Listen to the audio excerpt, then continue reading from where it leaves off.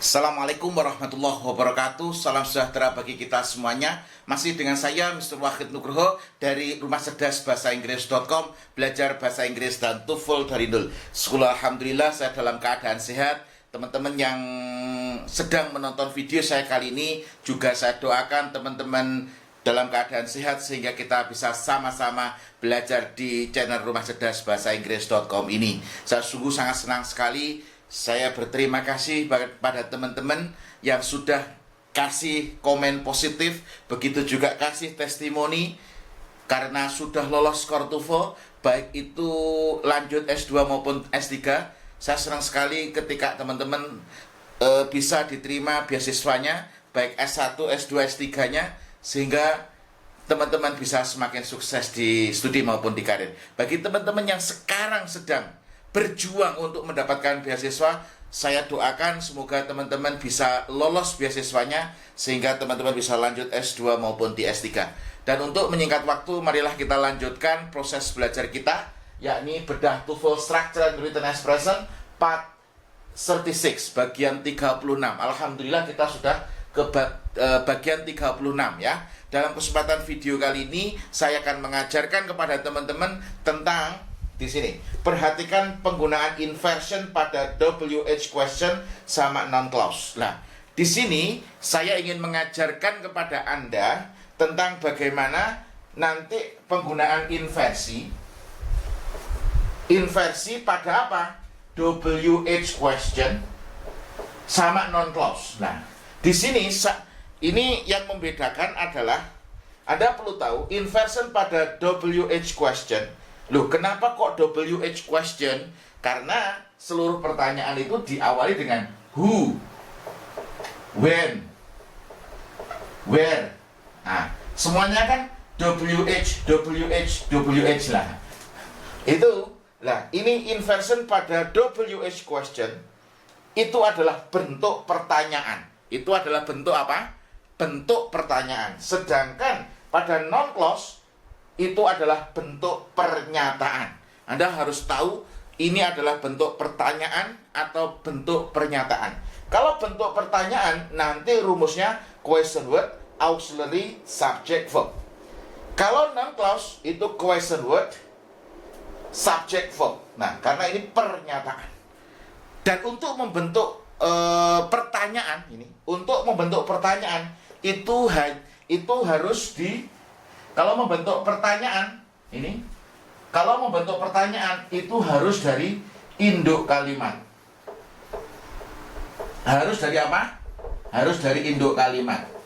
Jadi kalau membentuk pertanyaan harus dari induk kalimat. Sedangkan noun clause ini hanya di anak kalimat ini. Saya terus berusaha untuk memudahkan supaya Anda bisa memahami materi saya dengan mudah. Karena kehebatan seorang guru itu menurut saya pribadi ini adalah seorang guru yang bisa menyederhanakan sesuatu yang rumit jadi mudah. Itu adalah guru yang hebat. Makanya saya terus berusaha untuk menyederhanakan ilmu supaya Anda lebih mudah untuk memahami. Jadi saya perlu ulangi lagi bahwasanya materi yang saya sampaikan ini adalah inversi untuk WH question sama noun clause. Kalau WH question bentuk inversi itu adalah bentuk pertanyaan, rumusnya adalah question word, auxiliary, subject dan verb. Dan ini kalau pengen membuat pertanyaan harus dari induk kalimat. Sedangkan yang kedua adalah pernyataan. Kalau pernyataan itu disebut dengan noun clause. Nanti rumusnya question word, subject, dan verb. Itu kalau noun clause itu kondisinya atau posisinya itu di anak kalimat. Oke, seperti itu. Langsung masuk ke kalimat. Ini benar atau salah? Soal nomor 1 ya. Ini kita harus menentukan ini correct atau incorrect. Kenapa correct or incorrect? Karena di TOEFL itu nanti 15 soal pertama itu adalah Anda disuruh mencari yang tepat yang mana, yang correct. 16 sampai 40 atau 25 soal kedua itu cari yang incorrect. Nah, di sini. Makanya kita latihannya seperti itu. Oke. Kita perlu tahu di sini adalah titik ya. Kalau titik ini berarti apa? Pernyataan. Nah, ini pernyataan. Nah, ini pernyataan. Oke. The phone company is not certain. Ada kata when. Nah, ini ada when. Karena ini pernyataan, ya toh. Kenapa kok ngerti pertanyaan? Karena di sini titik ini. Karena ini pernyataan, berarti rumusnya apa? Kalau pernyataan, pernyataan berarti question word, subject dan verb. Nah, berarti di sini question word-nya adalah when. Ini question word. Butuhnya subject dan verb. Berarti ini adalah incorrect. Salah ini. Kenapa incorrect? Harusnya karena di sini subjeknya apa? Adalah the new dictionary-nya adalah subjek, verb-nya adalah will be lah, will be. Ini verb. Ini verb-nya. Harusnya bagaimana, sir? Lah, kalau incorrect, kalau salah, berarti harus benarnya bagaimana? Will-nya nggak boleh ditaruh di sini. Harusnya question word, subject dan verb. Harusnya when the new dictionaries, will-nya harus taruh di sini. Will be ready. Nah, berarti itu incorrect. Kenapa? Karena ini pernyataan. Kalau pernyataan, rumusnya tadi apa? Pernyataan, question word, subject dan verb. Kalau pertanyaan, question word, auxiliary, subject dan verb. Nah, seperti itu. Berarti yang nomor 1 salah. Oke. Soal nomor 2. Nah, di sini ini adalah titik. Kalau titik, ini adalah apa? Pernyataan juga. Nah, kalau pernyataan berarti question word, subject dan verb. Nah, the professor does not understand. Lah, di sini the professor adalah subjeknya, does not understand adalah verbnya. Ini adalah question word, ini adalah subjeknya, does not understand ini adalah verbnya. Lah, di sini berarti non clause. Di sini ada connector atau question word. Lah, ini adalah pernyataan. Berarti rumusnya adalah question word, subject dan verb. So many students. Nah, ini so many students di sini adalah subject. Did not poorly on the exam. Did not. Nah, di sini did not poorly on the exam. Nah, ini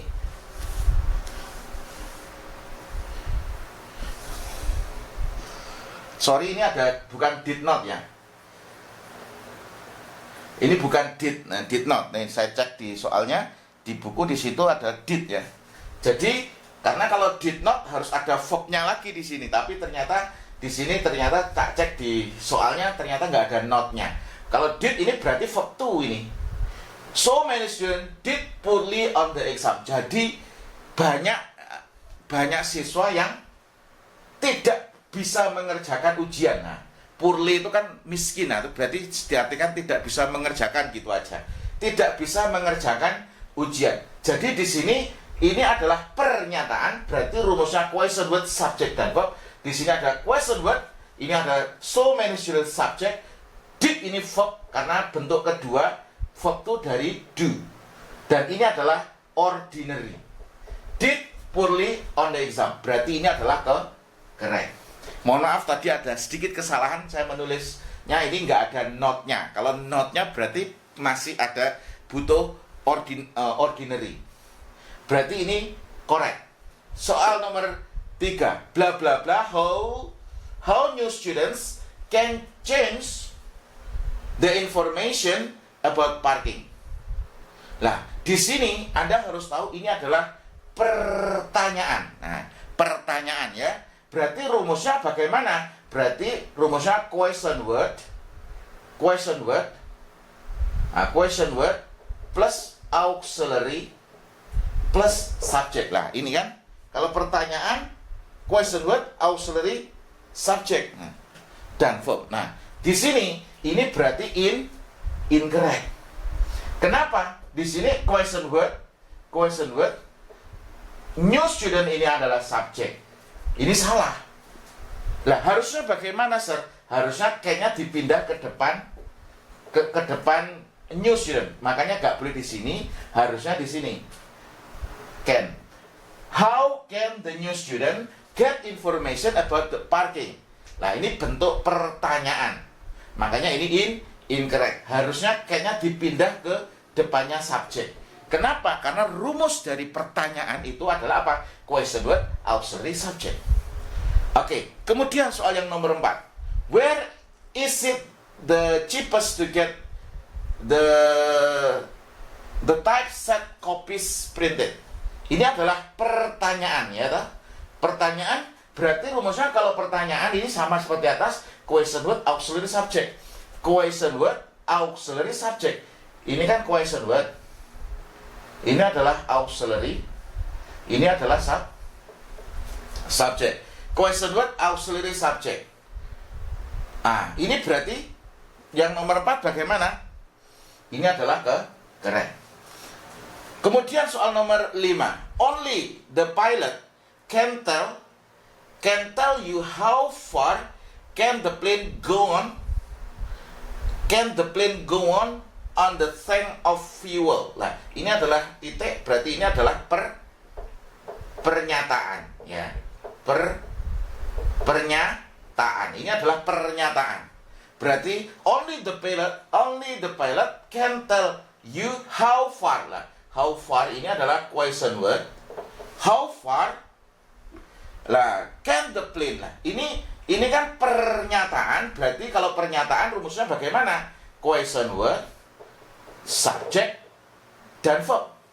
Nah, di sini how far ini berarti incorrect.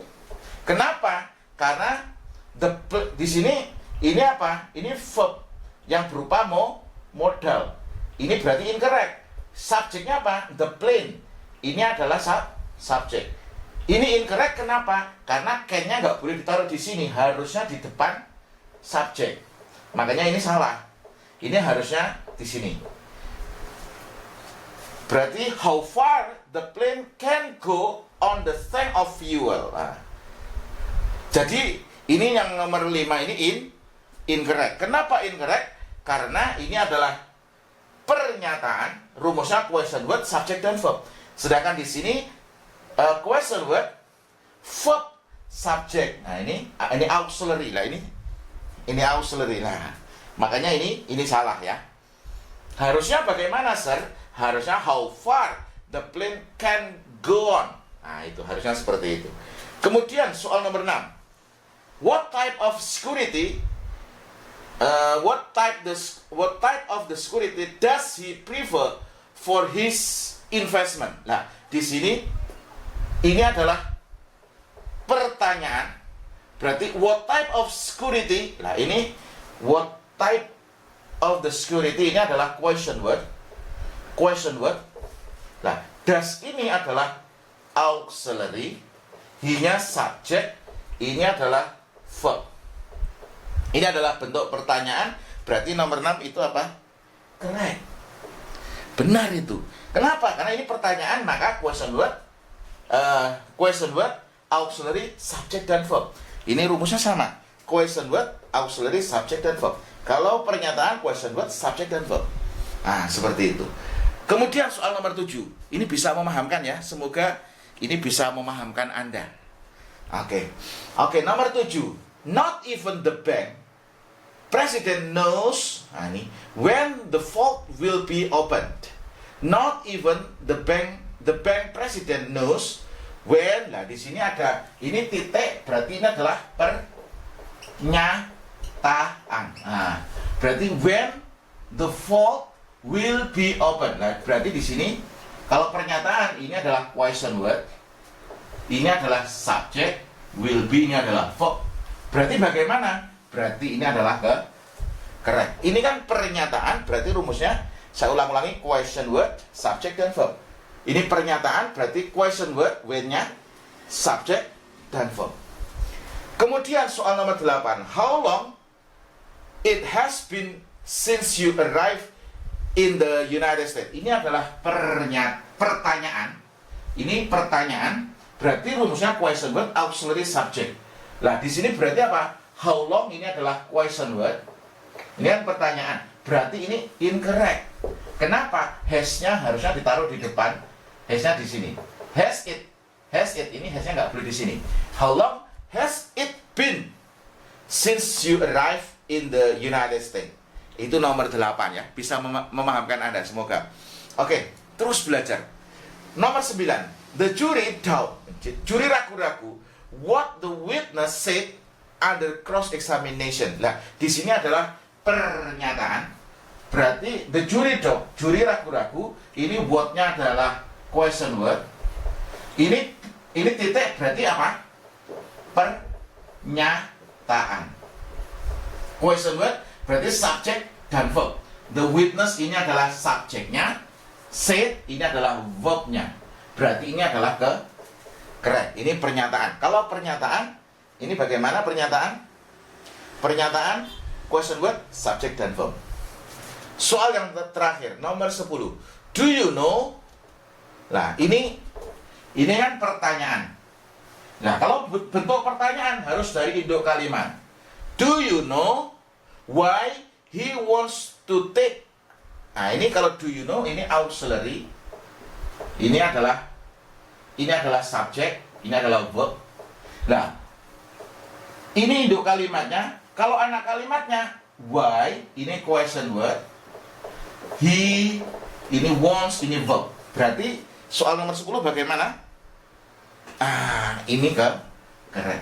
Ingat, kalau pengen membuat pernyataan, ingat, kalau ingin membuat pertanyaan, ya, pertanyaan ini harus dari induk kalimat. Harus dari induk kalimat. Jadi tidak boleh dalam satu kalimat itu terdapat dua bentuk. Maksudnya bagaimana? Ada pernyataan atau statement, ada question, itu tidak boleh. Jadi anak kalimat itu harus mengekor atau mengikuti induk kalimat. Jadi kalau membentuk pertanyaan itu harus dari induk kalimat, tidak boleh hanya di anak kalimat. Semoga materi ini bisa bermanfaat. Terus belajar, tingkatkan kemampuan. Saya senang sekali bisa mengajari Anda. Doa saya selalu menyertai teman-teman yang ingin berjuang untuk mendapatkan beasiswa. Jika pengen belajar langsung dengan saya, bisa datang di Klaten. Kebetulan saya buka kelasnya di Klaten. Kalau kelas offline, saya akan mengajarkan secara intensif seperti di pesantren. Tapi ini untuk semuanya, baik muslim atau non muslim. Jadi belajarnya pagi, kalau seperti pesantren pagi, siang sama malam, pagi, sore, malam, atau bagaimana nanti sesuai dengan jadwal yang sudah dibuat. Goalnya adalah bagaimana Anda bisa berbahasa Inggris. You can speak in English and also you can do the question in TOEFL. That's all for the explanation this video. Sampai jumpa di video selanjutnya. Kurang lebihnya mohon maaf. Assalamualaikum warahmatullahi wabarakatuh.